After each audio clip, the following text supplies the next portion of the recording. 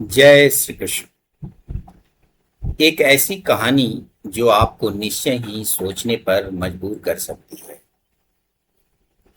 आइए देखते हैं। एक लड़की सड़क पर अकेली चली जा रही थी। उसे भय भी लग रहा था कि रात ज्यादा हो जाने से कहीं किसी खतरे का सामना न करना पड़ जाए। जब वह घर से निकली थी तो शाम का धुंधलका ही था, पर अब तो रात के 8 से ऊपर हो चले थे। शाम को निकलने का शायद वह साहस भी नहीं करती, पर माँ की तबीयत काफी बिगड़ने लगी थी। यदि समय पर उसे दवाइयाँ नहीं मिलती तो शायद उसकी जान भी जा सकती थी। हार कर वह अकेले ही घर से निकली थी। उसके परिवार में कोई दूसरा पुरुष सदस्य भी नहीं था जो दवाइयाँ ला देता। वह मोहल्ले वालों से भी यह नहीं कहना चाहती थी, क्योंकि उसके माँ की तबीयत काफी दिनों से खराब चल रही थी। लोग यथासंभव मदद भी कर दिया करते थे, लेकिन रोज रोज तो कोई दूसरे के लिए काम नहीं करना चाहेगा। उस दिन पूरा बाजार किसी नेता के मृत्यु की शोक में बंद था। दवा लेने के लिए उसे वहां से काफी दूर शहर के दूसरे हिस्से में स्थित बाजार में जाना पड़ा। घर में पैसों की तंगी तो थी ही, होती भी भला कैसे नहीं। 1 साल पहले ही उसके पिता की ट्रेन दुर्घटना में मृत्यु हो गई थी। माँ इसी गम में ऐसी बीमारी का शिकार हो गई कि वह कभी बिस्तर से उठ नहीं पाई। धीरे धीरे जो रुपए उसके पिता ने बचा कर रखे थे वे माँ की दवा दारू में पहले ही खर्च हो गए। अब यदि कुछ बचा था तो बस एकमात्र उसका मकान। वह कहीं काम की तलाश भी करती थी, लेकिन जवान लड़की को कोई काम भी नहीं देना चाहता था। आज उसके माँ की तबीयत कुछ ज्यादा ही खराब थी। किसी तरह कुछ रुपयों का इंतजाम उसने किया। उसे लग रहा था कि उसके पास जो पैसे हैं वह दवा के लिए कम पड़ जाएंगे, इसलिए वह पैदल ही दवा की दुकान तक जा पहुंची। जाड़े के दिन थे। सड़क पर आवाजाही धीरे धीरे कम होती जा रही थी।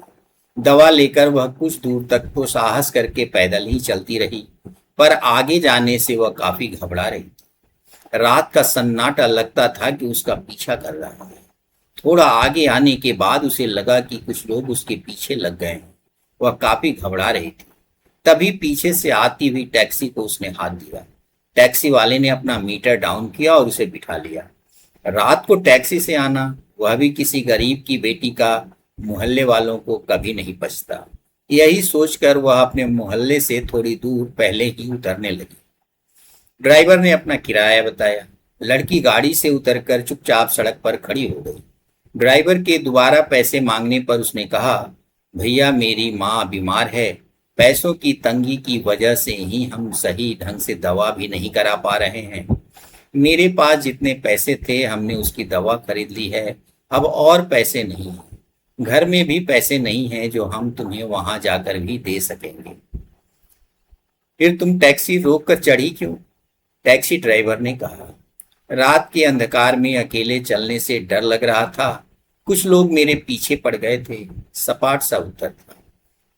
मैं बिना पैसे लिए तुम्हें नहीं छोड़ूंगा, ड्राइवर ने एक भद्दी सी गाली देते हुए कहा। मेरे पास पैसे नहीं है तो मैं कहां से दूंगी, पर इसके बदले यदि तुम चाहो तो। लड़की काफी उदासी भरे माहौल में घुट घुट कर बोली।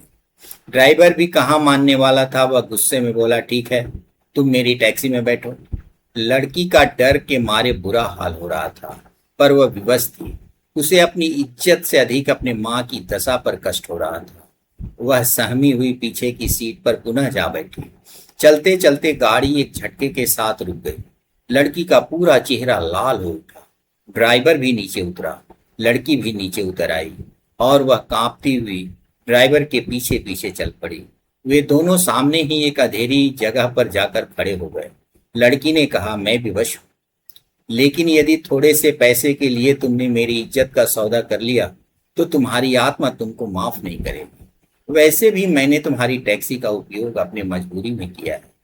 ड्राइवर ने भले ही गुस्से या आवेश में जो कुछ भी करना चाहा हो, पर लड़की की बात सुनकर सहम गया।